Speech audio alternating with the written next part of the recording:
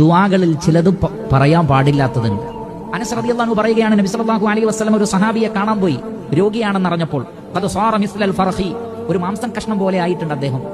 ശിക്ഷയുടെ അതല്ലെങ്കിൽ രോഗത്തിന്റെ കാഠിന്യം കൊണ്ട് ഒരു മാംസകഷ്ണം പോലെ, ജനിച്ചു വീണ പക്ഷിക്കുഞ്ഞിനെ പോലെ. ഫർഖ് എന്ന വേർഡിന്റെ അർത്ഥം അതാണ്, ജനിച്ചു വീണ പക്ഷിക്കുഞ്ഞിനെ പോലെയുണ്ട്.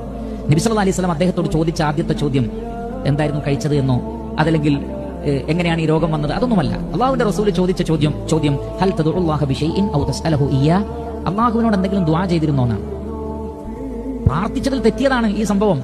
നബി സല്ലല്ലാഹു അലൈഹി വസല്ലം ചോദിച്ചത് ദുആയിൽ എന്തെങ്കിലും അബദ്ധം സംഭവിച്ചോ, അല്ലെങ്കിൽ എന്തെങ്കിലും ചോദിച്ചിരുന്നോ റബ്ബിനോട്? അദ്ദേഹം പറഞ്ഞു നഅം, അതെ, ഞാനൊരു ദുആ നടത്തിയിരുന്നു, അതിനുശേഷമാണ് ഇങ്ങനെ ആയത്. എന്താ ദുആ? അല്ലാഹുമ്മ മാ കുൻത മുആഖിബി ബിഹി ഫിൽ ആഖിറതി ഫഅജ്ജിൽഹു ലീ ഫിദ് ദുനിയാ, പടച്ചോനെ നീ പരലോകത്ത് എന്നെ ഏതെങ്കിലും വിഷയത്തിൽ ശിക്ഷിക്കാൻ ഉദ്ദേശിക്കുന്നുണ്ടെങ്കിൽ അത് ഇവിടെ വെച്ച് തന്നെ തരണേ, പരലോകത്തേക്ക് വെക്കരുതേ എന്നുള്ള ആത്മാർത്ഥത കൊണ്ട് പറഞ്ഞതാണ്.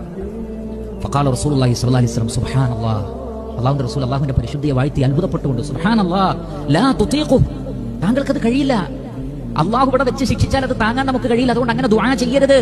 ഫഹല്ലാ ഖുൽത, താങ്കൾക്ക് ഇങ്ങനെ ദുആ ചെയ്തുകൂടായിരുന്നോ? എന്ത്?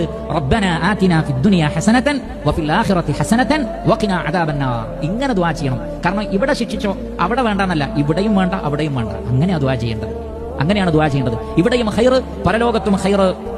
അങ്ങനെ ഫദഅ അല്ലാഹ്, നബി സല്ലല്ലാഹു അലൈഹി വസല്ലം ആ വ്യക്തിക്ക് വേണ്ടി അല്ലാഹുവിനോട് ദുആ ചെയ്തു. ഫശഫാ, അല്ലാഹു അദ്ദേഹത്തിന് ശിഫ നൽകി. നബി സല്ലല്ലാഹു അലൈഹി വസല്ലം പിന്നീട് അല്ലാഹുവിനോട് ദുആ ചെയ്ത് അദ്ദേഹത്തിന് ശിഫ ലഭിച്ചു.